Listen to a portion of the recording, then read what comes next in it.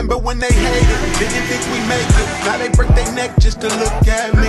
Remember when I called you and you didn't fall through. Now you hate yourself, you can't look at me, look at me. Yeah. You made me. Yeah. Look at me.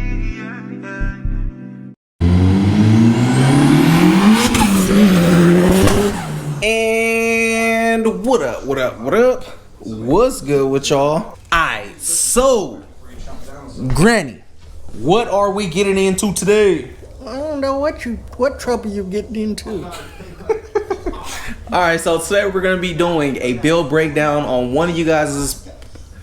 So we're gonna be doing a build breakdown on some of you guys' favorite car on the channel. I know a lot of y'all want to see the build breakdown on the C5, but the C5 isn't here, so we're gonna be doing a build breakdown on none other than the car that kind of started the channel. We're gonna be doing a build breakdown on the SR20 300ZX. Probably about, man, maybe I wouldn't say 60%, because now we didn't change over. A lot of you guys are here for the SC300. A lot of you guys are here for the Vets, Fox Body. We didn't like scatter it out all over, but originally probably I want to say 80% of the channel within the first year was based around the 300ZX. So we still have a lot of day one fans here. I know you guys want to build breakdown on that. I've never even really got into it all that much. So today I'm gonna be doing that, getting all into it and letting you guys know what it took and about how much it cost if you guys were interested in building a SR20 swap 300ZX. And I'll let you guys know the benefits of doing this swap, etc., because I know the purists be like, bruh, the VG30 is so capable. I'm somebody that came from a TT. Before I had my slick top that I'm gonna be showing you guys, I actually had a twin turbo 300ZX. So I've experienced both of them, and I can vouch and say for it personally. A lot of people just think, oh no, it should just come with a twin turbo motor. You should stick to the TT motor. It's what goes in there. Nissan put this motor in there for specific reasons. If they wanted to put the SR in there, they would have did that, but they didn't because they wanted to put the VG in there. No, I'm somebody that tried both. Huh? Can't hardly understand what you saying. They can understand me, Granny.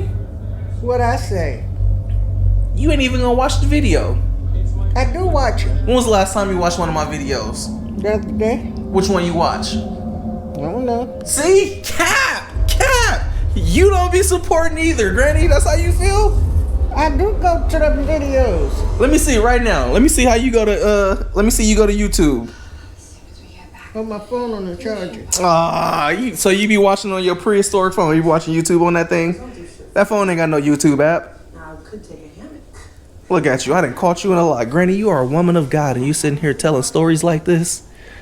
What would Jesus do? Slap you.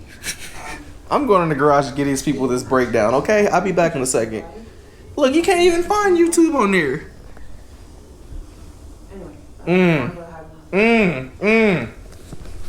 My granny done told me a wolf ticket, man.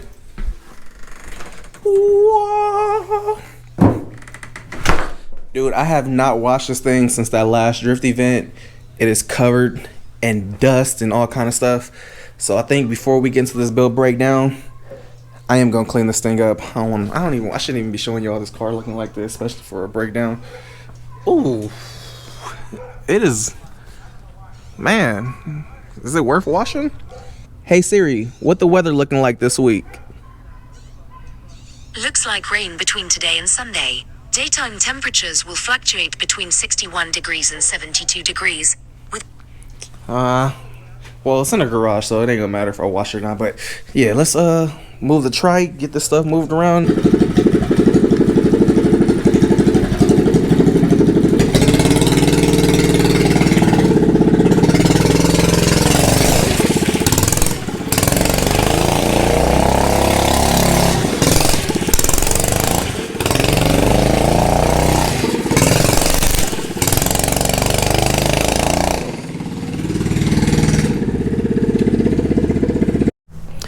All right, here we go. Little baby just got a quick little bird bath, little half-ass wipe down. But yeah, let's get into it. So obviously, if you're watching this, you're interested in knowing how much this costs to build this SR20 swapped 300ZX to get it exactly how I have it sitting right now. Oh, hold on, we gotta go grab something real quick. because this will be in the equation also. Doo-doo. We'll explain why we have this shortly too. It's a little story behind the new one because something happened to the old one. But yeah, that story will be later when we get to this part. So yeah, set that up there like that. There we go. All right, first things first, we're gonna start with the obvious right here, the aesthetics of this car. This has a wide body kit. This is the PMZ V1 kit. This is the first kit out of the mold. This is the very first kit out of the mold that was produced when they made this kit. The first one Pac-Man has, and then I have the second one, which is this one right here. When these fenders were first produced, these fenders were $1,000 each, so $1,000 for the fronts and $1,000 for the rears. I think it was more so closer to about $1,200 or something like that. And then we have here, these are just some cheesy eBay side skirts. I was planning on running some Stillings or something, just never got around to swapping them. But these are just some fiberglass ones. These right here, I think they were probably like $200 or something like that off eBay. Then we come around this way, we have the KBD front bumper. You guys know I'm sponsored by KBD, and this is actually the very first sponsored product I had got from KBD. Right now I don't have the bolt in there, so it's kind of hanging, but as you can see, fitment is perfect. If there was a bolt in there, it will sit up flawless. Hold on, let me push this thing back in here. Feel me? So yeah, if we had a bolt in here, we'll close that gap up. But if you guys were interested in running a KBD bumper, I think these bumpers are going for about $400 right now. These canards were actually from my old 240 setup. These are from BN Type 4. Trimmed them now, and they actually fit. Well, you can't even get the canards because they're part of the kit for the 240. So I'm not even sure what they would go for from BN. But if you guys were interested in this front lip, you can get this front lip. I want to say probably for, I think this front lip goes for like probably like $100 to $150. And then same for the side splitters. Then we go into one of my favorite part of the cars is the SSR Viennas. These wheels are discontinued, super JDM, and these were like my dream wheels when I had my 240. Like I wanted these wheels so bad. Took me hella long to find them, and I actually traded Luke from Animal Style some super dope like rare G Corp wheels for these. And when I got them from Luke, they were like a boo-boo offset. They were like 8.5 and 9.5, no lip. But I wanted these wheels so bad that I took a loss on the deal, and I was like, you know what, I'm gonna build these anyway, and I know the potential they're gonna have. So I got these, and then as you can see, we did I want to say we're like 4 inches in the front, and then we're about 6.5 inches of lip in the rear, or about 7 or so. But if you're interested in getting these wheels now, man, they're pretty pricey and kind of hard to find. In this spec that I have, these wheels will probably be anywhere from about $3,000 to $3,500, depending on where you found them at. You can find the May River size, but these are not the May River size. These are, you know, the SSR Viennas, aka Creus, for the people that are interested in those guys. And then this thing right here, man, the first time I took this thing to a track event, we loaded the car backwards on the trailer, and the wind caught it and ripped the old one off. That's why we have the new one on here. But if you guys were interested in something like this little wing, these go for I want to say about $200. This is all fiberglass. This is one of the better fitting ones. They have the ones that are like glass that you can kind of see through, but you can see right here, this one fits flawless. It has all the contouring and stuff if you want it to fit perfect. I don't have it taped down right now, but it does fit good. And then coming around this way, we have another one of my favorite pieces of this car, which was super hard to get. I actually got this from the owner of Wind Factory. This is a Wind Factory wing. This wing is full carbon fiber. Matt, the owner of Wind Factory, sent me this wing, and man, look at it. This thing is flawless. It is beautiful. Definitely my favorite piece on a 300ZX. I wanted this on my first TC hella bad, and then Matt hit your boy up and got me this carbon fiber one. You can kind of see the carbon fade in there because we did paint it. And then we come around to the back, and we have the diffuser down here. This is also a Wind Factory diffuser that I got from Matt. I was running Matt's diffuser on my old TT, so when that car got hit from behind, I told him like, yo, I really want another Wind Factory diffuser. It's kind of like the only diffuser that I would run on a 300ZX other than the Twin Z setup. But he hit me up, got me one of these and the wing. So big shout out to Matt for the diffuser and the wing. And then coming around to the interior, which we're still working on. Oh God, we don't want to be hearing this beeping while we doing this. Take that out. All right, so interior on here is for the most part kind of stockish. 300ZXs have this nice beautiful suede interior from the factory, which I fucking love. But obviously you guys see the NRG seats right here. Again, I am sponsored by NRG, so NRG went ahead and sent your boy these seats and these harnesses, which I do greatly appreciate. Shout out to NRG. Love y'all. Big thanks for all the stuff y'all done for me. Love y'all. But yeah, if you're interested in these seats, I think these seats go for about a little over 700 for the full set. And then the harnesses, God, I'd have to look it up and see how much the harnesses are. But you can get a harness option or whatever. I think the harnesses will probably be anywhere from $200 to $400, somewhere in that range. And then we have the auto power bolt-in cage right here. This is a bolt-in cage for the 300ZX. Fits flawless. I love this thing. This cage would run you, if you were interested in getting a bolt-in cage, this cage would run you possibly I think about between $700 and $800 shipped. I think right now they're like $650, but then calculate taxes and shipping and stuff, you're definitely looking at almost $800 if you're interested in getting the cage. But I definitely like it. Only thing I don't like, my pet peeve, is the crossbar right here. The diagonal that goes across, it sits hella close to that seat right there, and that's as far as the seat can go back. So the factory seat does go further back, but I'm never a passenger in this car, so that's not my problem to deal with. It's the passenger's problem. So yeah, there's really no way of getting around it unless you had a custom cage built and they did the bar a little higher up or closer. And then we have here the NRG quick release setup with the Alcantara wheel. So this is a full NRG hub setup. If you were interested in this setup, I think this wheel setup, like exactly how I have it, would be close to about $400 just because of the Alcantara steering wheel. And then we have here all AEM gauges. These AEM gauges were pretty pricey.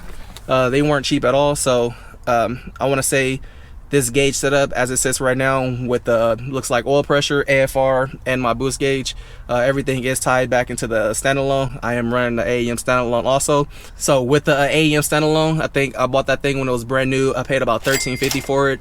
So with the AEM and the gauges were possibly about I want to say probably about $600 for those three gauges.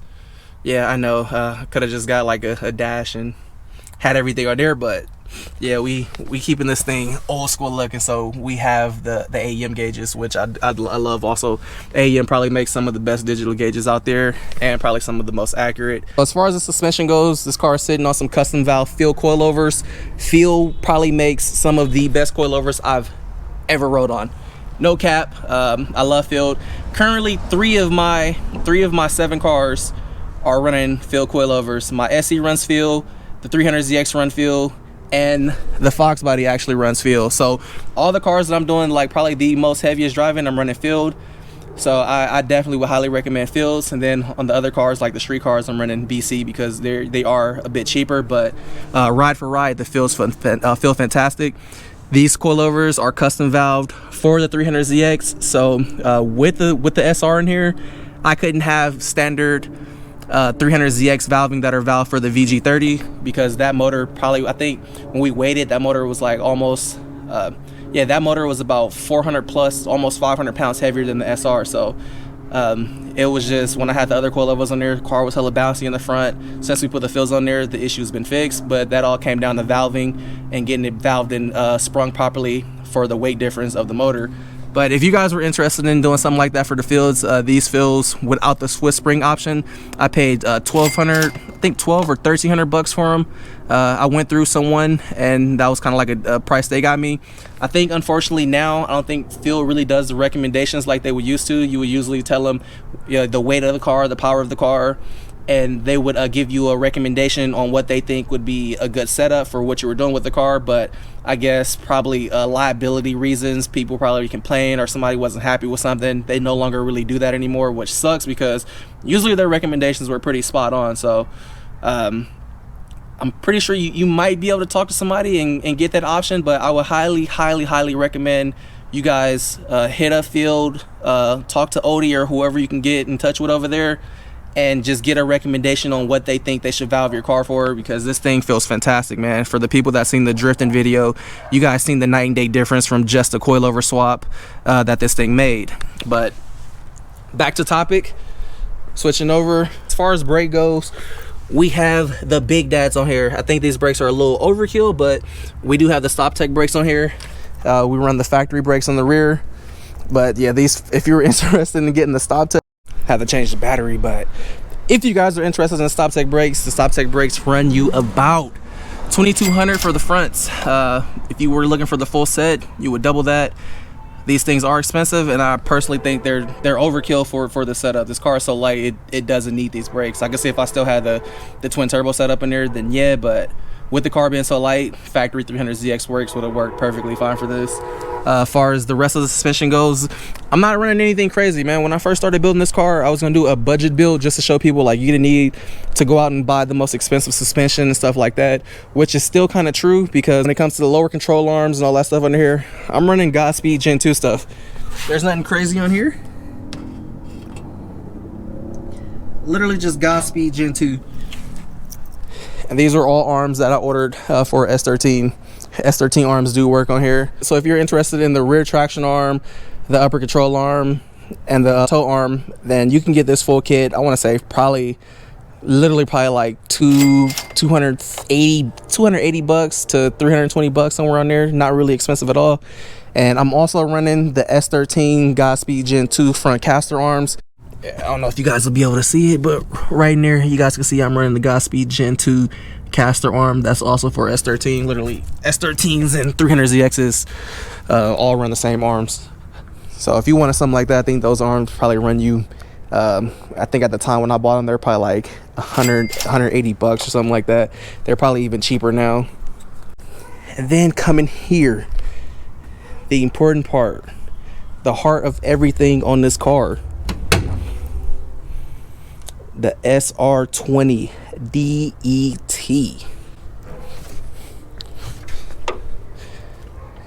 I know 300ZX dude's like, damn, how you get your hood to go back like that? All right, so coming to the heart of everything up front. So you guys know that this is far from a VG30. This is a fully built SR20. This car was originally an NA. For the 300ZX people, you guys may notice that we don't have T-tops. This is a slick top model, which is more of the slick tops are more of the desired car these days. They're the lightest and the firmest out of the 300ZX chassis. So this thing is lighter than the TT off the bat by, I think, 300 pounds or so. And then you add this in here, which is even lighter than the VG, and you have a super lightweight car. This thing basically turns into damn near 240 on steroids. It's a 240 with a way better chassis, if you were to ask me. So when it comes down to this motor, what's all done to it, and so we don't get off topic and we can keep everything short, I don't go part for part for this. It'll get real tedious. But this is a fully built SR. That means we have forged pistons, forged rods, standard crank. All the bearings and stuff in here are WPC treated. That way, you know, you get a lot smoother. The oil pump was WPC treated. That way everything slides in there, bump oil pressure up a little bit. So this is a fully built head also. It has Tomei solid lifters, BC valve springs, BC 272 cam. So the long block itself is fully built. It's literally probably one of the standard SR builds. The compression is 9.5 to 1, so nothing crazy. So if you were looking to build just the long block, not adding the turbo or anything like that, let's say the block alone with the machine work, you're looking at probably about, I want to say, $4,000. And then when it comes to the head itself, with the BC 272 cam setup, Tomei solid lifters, rocker arm stoppers, and all that stuff, you're looking at about another $3,000 or so with the machine work, getting everything valved and with the parts. And we come over here to the heart of everything, which is the turbo setup. As far as the manifold goes, I've been running this manifold since I've had this SR. This manifold's been on here probably a good at least 6 years, man. At least 6 years. And it's been holding up. So shout out to this little cheap manifold. This manifold itself was 100 bucks. And then we have the Garrett right here. This is a Gen 2 GTX 2870, I think 71. Yeah, I think it's 71. I can't remember which one I had ordered this a while ago. But yeah, this is a GTX Gen 2. It's a 28 series. This turbo I had got brand new for 1,600. This is a little nasty guy. This little thing makes gobs of torque. I would highly recommend it on somebody that has a factory build that's just kind of, you know, wanting to do 400 to 450 horsepower build. Then we have the radium fuel row setup. Then we have the Weld fuel filter, fuel pressure gauge. So if you're interested in running this setup with the regulator all on there, I want to say this would run you about $400 for this rail setup. I got this filter off Summit. Can't remember what I paid for it. I'd have to look it up. I don't want to give you guys the wrong price. And then as far as injector goes, these are the ID 1050 injectors. IDs are usually pretty pricey, but I had no choice at the time because I really needed them on the dyno. When we're on the dyno, for the people that seen that video, you guys seen that we had a few issues with injectors, so it wasn't an option. I had to get those right away. This radiator was a super old school ARC radiator that I just put a Tomei sticker on, but it is an ARC radiator. Mishimoto fans, back in the day, this radiator setup was hella expensive. This was a thing at the time, since it was a JDM fanboy stuff. So right now, as I'm making this video, I just decided to go in there and look and see how much these radiators are going for, and bruh, the listing price for those radiators right now are $1,200 to $1,600 for a fucking ARC radiator. It was expensive back in the day. I had this thing in my old 240. That's why we have the brackets on here. It's not for a 300ZX, but a 240 radiator will work on here, so I just threw it in here and did those brackets. As far as the bottom goes, it does mount in there. And we come to this intake manifold. This was a little cheap, little Freddy Greddy intake replica manifold that we ended up chopping the throttle body mounting location off, and then we ended up welding this big guy on here. We have the VH45 throttle body on here. So this intake setup wouldn't really cost you much. You could probably build this intake with the throttle body maybe now for probably like $300 or so. Then all right here, you have the external power steering cooler. For drifting, you would definitely need one of these. Kind of keeps the power steering cool, that way you don't bubble out of the reservoir. So I would highly recommend that for sure. Anybody sliding, definitely throw a power steering cooler on your setup. And then you can see we have custom fabrication stuff over here. We moved the power steering reservoir over this way. And then for the actual swap kit itself, wasn't too bad. I think I got the mounts and the cross member already notched for the oil pan. I think I got that for about $600, and then I sent off the wiring harness to the guy that makes this swap kit, and he did the wiring. I had labeled all the wiring for him, put tags and told him where everything went, and then I had him change the pins and everything for the 300ZX chassis. I think the wire harness cost me probably about $300 or so, and I didn't really have much of an issue with the wiring. Fired right up. So yeah, man, that's kind of like the basics of what it would take to get in here. I'm pretty sure I've left a few things out, but we'll calculate all that. As far as the cost of the car, I actually got this car for like $500, man. This car did not look anything like this when we first got it. It was like a carcass. It was literally on this way to the junkyard if I didn't go get it. So I pretty much brought this car back from literally the brink of death. I'll insert a couple pictures right here so you guys can see what this thing looked like. This thing was Tostitos. It was beat. So my attachment for this car and why I'm so close with it is because it's kind of like the last car that I put together myself. You know, for the people that seen the channel when it first started, I was doing everything on this car in my grandmother's driveway. So for me, this is kind of like, you know, this is the car that didn't go to the shop.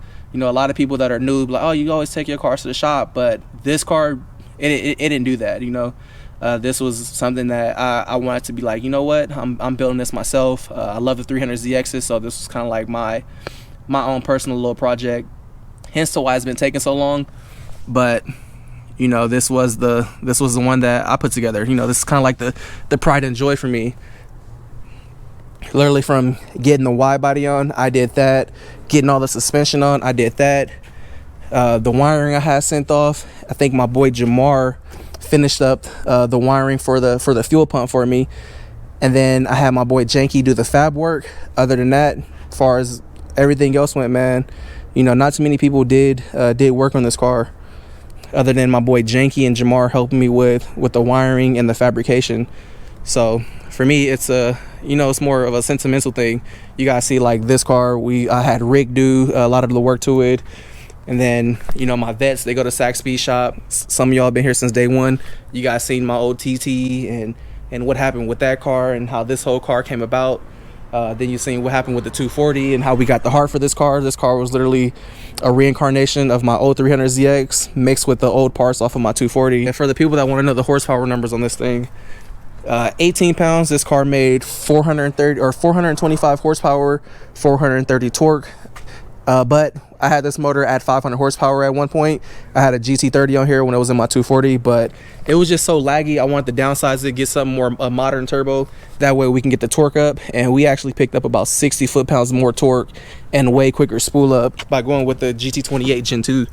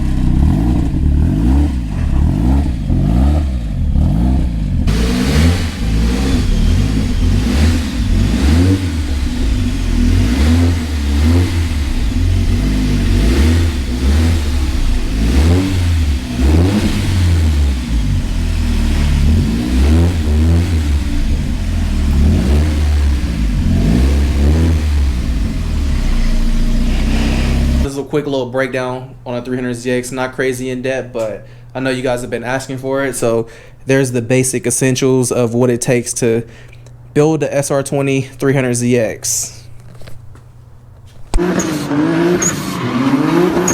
I've been going too crazy, these niggas too shady, speed limit